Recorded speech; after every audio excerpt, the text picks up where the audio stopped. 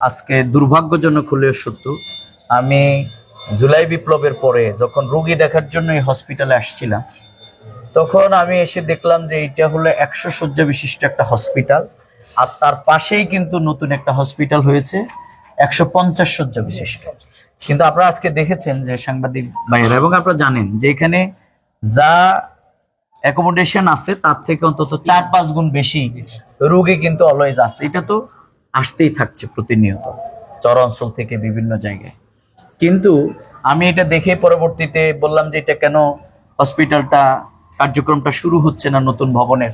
তখন জানতে পারলাম যে এখানে অনেকগুলো সমস্যা, অর্থাৎ কেউ এখানে কাজ অর্ধেক করে পালিয়ে গেছে, টাকা বিভিন্ন ধরনের দুর্নীতি হয়েছে, এগুলোর কারণে আমি সোজা তখন চলে গেলাম মন্ত্রণালয়ে গিয়ে যখন আমি মন্ত্রণালয়কে বললাম যে লক্ষ্মীপুরে এরকম একটা বিরাট আমাদের নতুন ভবন তৈরি হয়েছে, অথচ মানুষ মানবতর জীবনযাপন করছে।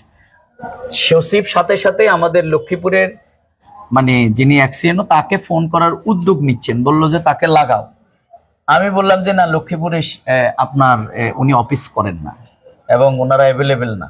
সাথে সাথেই উনি কুমিল্লাকে লাগালেন এবং সেখানে তাদেরকে নির্দেশ করলেন যে খুব অনতিবিলম্বে যাতে এই ভবনের কার্যক্রম শুরু করবার জন্য সর্বশেষ যে অর্থ সেটার ব্যাপারে যেন ওনারা উদ্যোগ গ্রহণ করেন। আমি সেদিনই লক্ষ্মীপুরেই ছিলাম। ওনাদের ভিজিটর যিনি আসছেন কুমিল্লা থেকে, আসার পরে আমরা সহ বসে ওনারা একটা প্রস্তাবনা দিয়েছে, সম্ভবত 13 কোটি টাকার 13 কোটি টাকার একটা প্রস্তাবনা ওনারা মন্ত্রণালয় পাঠিয়েছে। এটা নিয়ে আমি আরো 2 দফা কথা বলেছি মন্ত্রণালয়ের সাথে। আমরা কিন্তু হতবাক হলাম এই জন্য যে কেন এই কাজটা এখনো সম্পূর্ণ হচ্ছে না, এটা আমাদের বড় প্রশ্ন। এই জন্য আমি আজকে লক্ষ্মীপুরের যে মানুষের মৌলিক অধিকার এখানে ভুলণ্ঠিত হচ্ছে, আমাদের যারা এখানে কর্তব্যরত ডাক্তার আছেন তারা খুব হিমশিম খাচ্ছে, ফ্লোরে ফ্লোরে রোগী আজকে তাদের মানবতর জীবনযাপন করছে।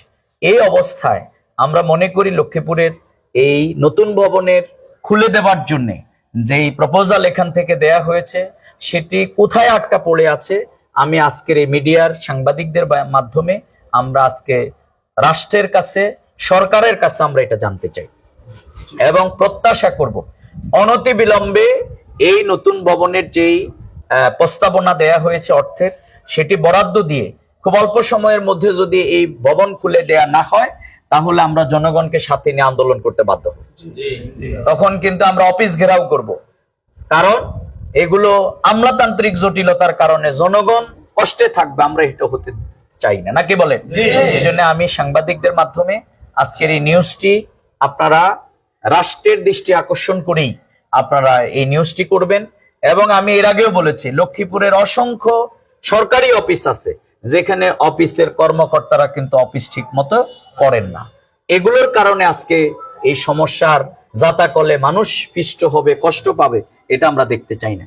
এই জন্য আমি সরকারের প্রতি দৃষ্টি আকর্ষণ করি, সংশ্লিষ্ট মন্ত্রণালয়ের প্রতি। এবং আমাদের সমাজে একটা কথা খুব প্রচলিত, আমলাতান্ত্রিক জটিলতা, অর্থাৎ এক মন্ত্রণালয় দেখি যে 2টি মন্ত্রণালয় একসাথেই, কিন্তু এই মন্ত্রণালয় আরেক মন্ত্রণালয়কে চিঠি লেখে, সেই চিঠিটা পাশের রুমে পৌঁছতে 1.5 মাস যায়, 1 মাস যায়। এটাকে বলে আমলাতান্ত্রিক জটিলতা। একটা অফিসের ফাইল আরেকটা অফিসে যেতে অনেক সময় লেগে যায়, অথচ এটা দিতে 2 মিনিট সময় লাগে। এই আমলাতান্ত্রিক জটিলতার কবলে রাষ্ট্রকে ফেলে দিয়ে প্রশাসনে যারা সুযোগ সন্ধানী এবং সুবিধাভোগী, আমরা তাদেরকে সতর্ক করতে চাই। যারা বিগত দিনে ফ্যাসিবাদী কার্যক্রম করে দুর্নীতি করে এখান থেকে পালিয়েছে, আমরা তাদের সেই অপরাধের দায়ভার জনগণ কখনো বহন করতে পারে না। এই জন্য আমরা লক্ষ্মীপুরের আজকের স্বাস্থ্যসেবার যে দুরবস্থা, আমি আবারও মন্ত্রণালয়ের দৃষ্টি আকর্ষণ করছি এবং আমি ইনশাল্লাহ লক্ষ্মীপুর থেকে গিয়েই আবার মন্ত্রণালয়ে এই ব্যাপারে আমি কথা বলবো এবং ওনাদের থেকে এটা খুব অল্প সময়ে যাতে হয় সে ব্যাপারে আমরা ভূমিকা রাখবো ইনশাল্লাহ। আজকে নতুন আরেকটা খবর পেলাম যে এখানে আমাদের এই বিরাট হসপিটালে ডাক্তারের যেই থাকার কথা ছিল, 9 জন ডাক্তার এখানে নেই। তার মানে হচ্ছে সার্জারি গুরুত্বপূর্ণ ডাক্তারও নেই।